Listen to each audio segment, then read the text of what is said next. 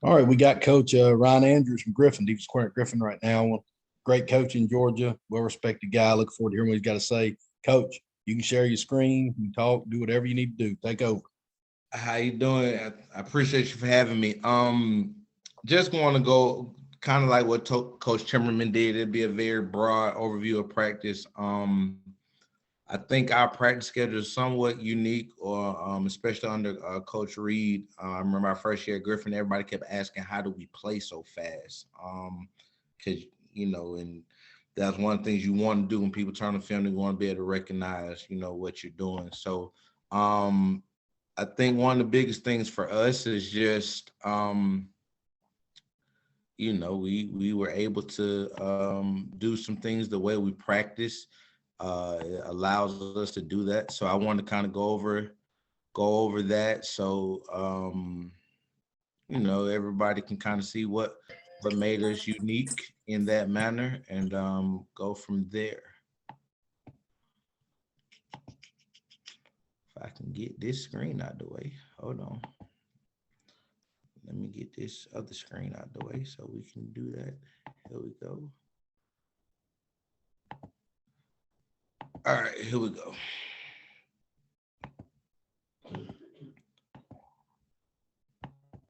So, We can't see it, Coach. There we go. There we go.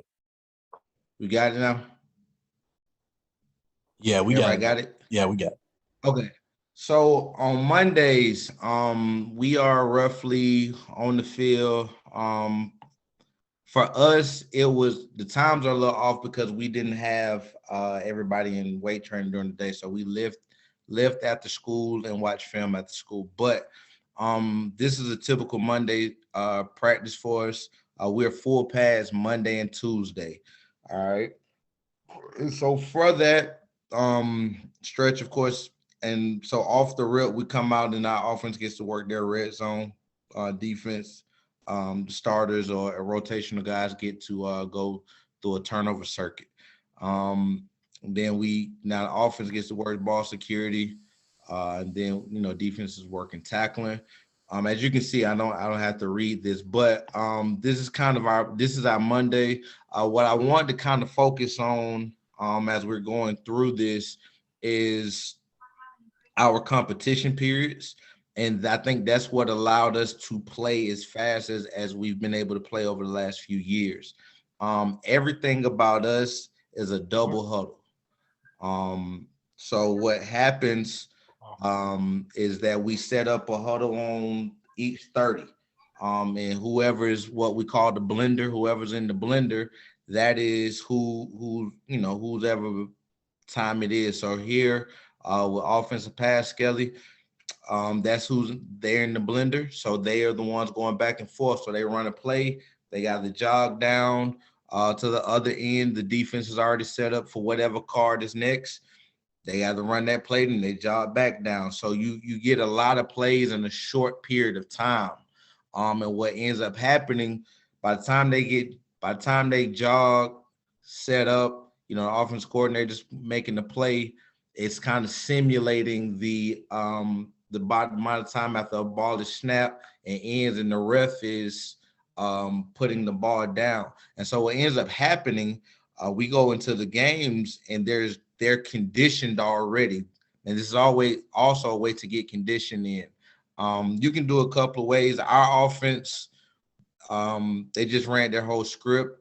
Defensively, we would run like a first six plays of our script, and then come back, put the twos in, and run it again, and so forth. It just depends on what you want to do. But as you can see, it's a 10-minute period for our offense, and our offense normally would get about 15 to 18 plays in a 10-minute period. Same thing defensively. With this practice schedule, we kind of get with probably on average about 60 plays in during these periods because of everything being a double huddle. So that is how, like I said, that is how a Monday will look. Um, Tuesday, Tuesday, very similar. Tuesday is a little bit shorter, but Tuesday is our competition period. So we start off with third down. We still go through our security, our ball security, and our tackling. Get some more special teams in. still get our routes on there, but we get into a different emphasis. Defense goes first on Tuesdays. So they are the ones that are being the blender first. Offense will go second. Difference on Tuesday, offense gets a screen period. They also get a red zone period, another red zone period that is nothing but team pass. So we'll get some good on good right there. We also get some versus scouts also. But again, practice is a little bit shorter. Practice is about on Mondays is about 2:15. On Tuesdays it's about 2:05. Something like that. All right. So then we'll go to Wednesday's practices. Now here's what we do on Wednesday that I think is a little different from what a lot of people do. Our Wednesday practices are only in helmets. We call it no sweat Wednesdays. So it's only in helmets. There's some research out. It started back when I believe Chip Kelly, and it's kind of the Olympic sprinter theory, which as you get closer to the time, you start to ramp up a little bit. So they're kind of going upward towards game day versus the opposite of, everybody tends to have that typical walkthrough, call out practice on Thursday. So this is kind of how we did it. But our Wednesday practices is nothing but helmets. And again, we get heavy special teams, get some more group work and indie work. But now everything is against scouts. Everything is against scouts. Offense gets a 2-minute drill. And then we actually practice prevent and victory. So we practice taking the snap and taking a kneel on the field to make sure everybody kind of knows what to do and we're not looking crazy when it comes to that. And then from there, on Thursdays, now we're back in shells, and here we go. So we get some goal line work. Right here, we'll start off coming off the 3-yard line. So defense got them pinned up. This is good on good. Defense has them pinned back. And then after about 4 or 5 plays, we'll switch it. And then the offense has to go in from the 3. Then we'll get team again, offensive emphasis. And again, that's good on good as much as we can. Punt team, as you can see, offense will get another 2-minute drill. We get field goal block again. Then defense is in the blender, as we call it. And then we go through all of our special teams. Both practices on on Wednesday and Thursday are roughly an hour, 25 minutes, hour, 15 minutes. So we're kind of on and off the field. Make sure those guys are good and fresh coming come Friday. We tend to go in the morning. I think this was one we went early in the season. We started going in the morning. Going in the morning on Thursdays, there's a couple of things for us. One, it gets kids home earlier. 2, we're not fighting with the JVs playing on Thursday, so we got to try to go out to practice, and then the kids that are doing both, we got to get them off the practice field and get them fed, and so it kind of takes that headache away. In year 1, we actually practiced in the morning on Wednesdays also, which I thought was great because we had a school-wide study hall day on that day too. So that made guys able to have to go to study hall and do those types of things. But as far as actual practice schedule, I mean, we kind of do what everybody else does. Like I said, I believe the thing that made us unique was this double huddle, because it makes us play. Everybody talks about practicing fast, and you tend to, exaggerate kids going fast, because as soon as the ball's down, you want to, tell them to snap it, but that's not realistic. But here, putting those teams on each 30 or 35 is more realistic, and I think it showed lots of dividends for us on game day. So it's not, like I say, it's not a lot of detail in that as far as anything different as far as what we do, but the structure of practice allowed us to to really play fast. It allowed kids to be fresh come Friday. It allowed us to really push our kids to limit. And then we didn't have to do conditioning after practice, the gashes, the non-football running that that you tend to do at practice to try to do conditioning. So those are really how we play fast, and I think a lot of people can benefit from it. The structure of it, and we touched on a lot of situations that a lot of people want to touch on anyway. And I think it has led to our success. Um, so That's good. Coach, y'all got any questions? Any questions? Yeah, if you got a question, please put it in the chat or unmute yourself. To let us know. But like I say, that's kind of how we've been able to manufacture some defense, because we practice those things. We practice turnovers, we practice ball security, and if you look at us over the last 3 years, we've forced a lot of turnovers and we haven't turned it over very often. Coach, talk a minute about you said it a lot there, but because you said it a lot, I want to start over in case somebody didn't understand. When you're talking about getting two huddles and putting them in the blender, start from scratch and just say, we got 2 people here. Here's what we're doing. You know what I mean? Don't worry about a specific drill. Somebody was reading your script and your practice plan and not hearing that. So, because that's something we did too. You got to get 2 huddles as much as you can, or get 2 reps. Yeah. So some people, let's say you're on the football field. Some people will put 2 huddles next to each other, right? So if the ball's on the 35, I set a huddle off to the side, or I set a huddle 5 yards deep. They have a play. You're going over your practice script like everybody. We got the plays in the book. So, that first huddle, I show them play 1, they run it. By the time they run it, the next huddle, because we got 2 books, that huddle's running out and they play. That's how most people do it. Well, for us, it's the same concept, but we put conditioning in it. So now there's a huddle on the 35 on one end of the field. There's a huddle on the 35 on the other end of the field.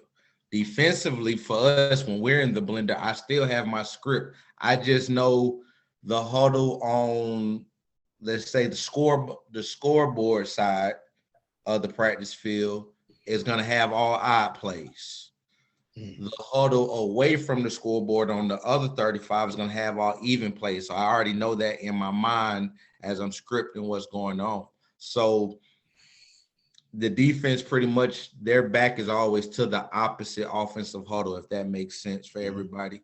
And now offensively, they're always going into the end zone. So they're not running into,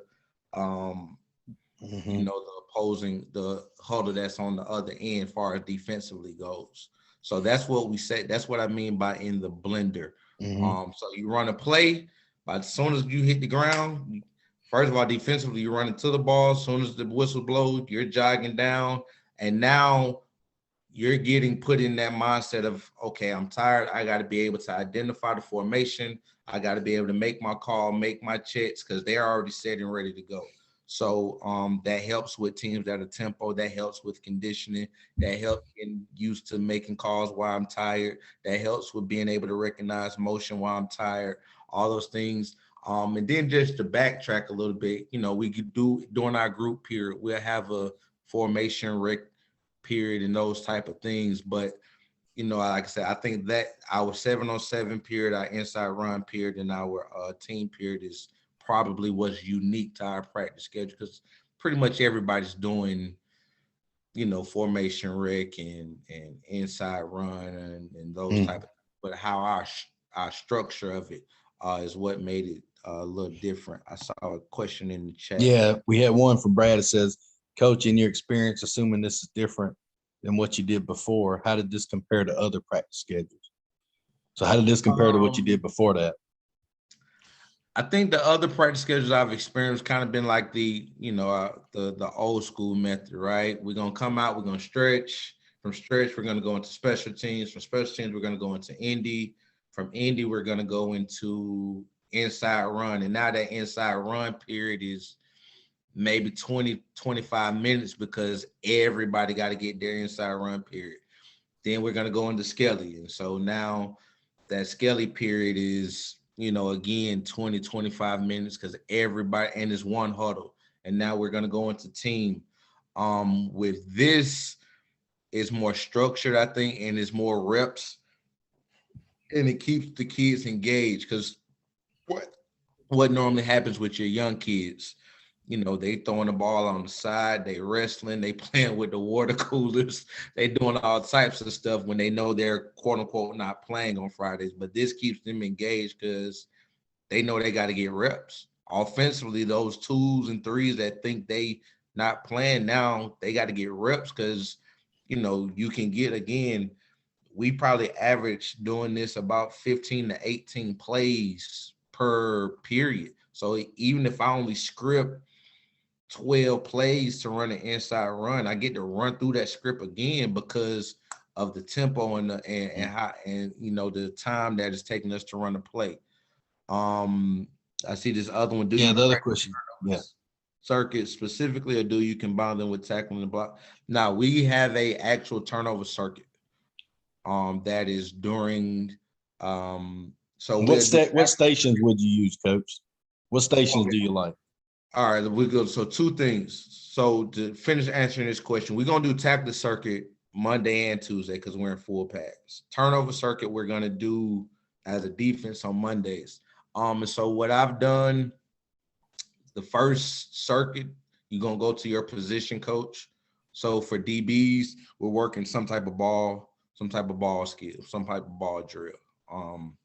Whether it's playing the fade ball, whether it's break, some type of ball skill. Defense, linebackers are D-line are working.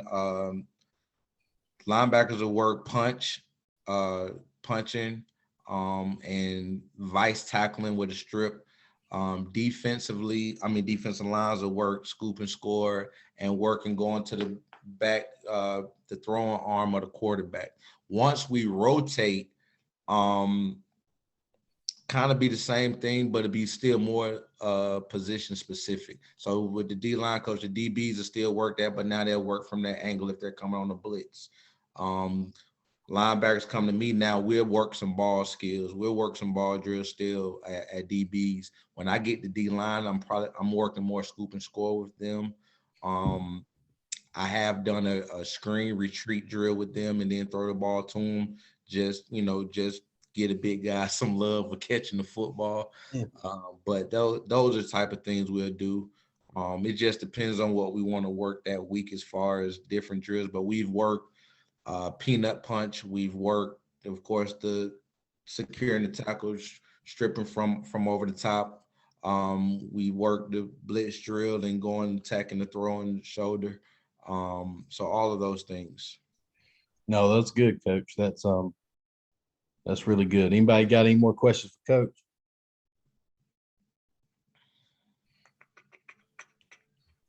Let's see. And again, as far as the practice schedule goes, man, the first couple of times, if there's one thing you can add, what would it be? Personally, I would like our first team defense to go through 2-minute drill. That's probably the one thing I would like to add. Just because we have to know how to play when we're ahead, and if an offense has to do 2-minute drill, trying to keep what coverages do we want to be in that situation, trying to keep them in bounds, little tricks of the trade of laying on the pile a little longer after you make the tackle, little stuff like that you don't really get a chance to do, and that hurts. Does your offense or scout offense use as much as we can? I do. As much as I can, I will sit with our offensive coordinator and I show them the play and I just tell them to call it whatever you call it. If the offenses are similar. But if not, then we just got to kind of figure it out from there, especially if we playing against a wing T team or team that don't really run formations that our offense run. But that's probably what we do. How do you not overwork your two-way players? Yeah, let's answer this, Coach, because I think there's going to be people watching this, especially on the replay, that don't know this. Griffin High School, 5A out of 7. In Georgia, we have 7 classifications. Griffin is 5, right? Somebody's going to watch that thinking you got 4,500 kids in the school or something, and you don't, right? Not at all. So go ahead and answer TJ question, but I think that is that's important to note. You're doing this at what is a medium-sized school in Georgia. Yeah, we only have 60. So the way we've done practice, let me backtrack so we can paint this picture even clearer. We probably have 80, 85 players in the program at this particular 5A school. We normally practice so I said at the beginning, we would lift weights and watch film after school because we didn't have everybody in weight training. So while we're doing that, let's say defense is in the weight room. Well, the defensive coaches are outside practicing the 9th graders. Okay. When it switches and the offense is in the weight room, the offensive coaches are outside practicing the 9th graders. Then the 9th graders will go through the first part of practice with us, and then they're gone. So by the time we get to this double huddle, that what we're doing, you're talking about roughly 55 to 60 kids are still at practice at this time. All right. So now, again, you got everybody pretty much working. Your two-way players, again, it's if I got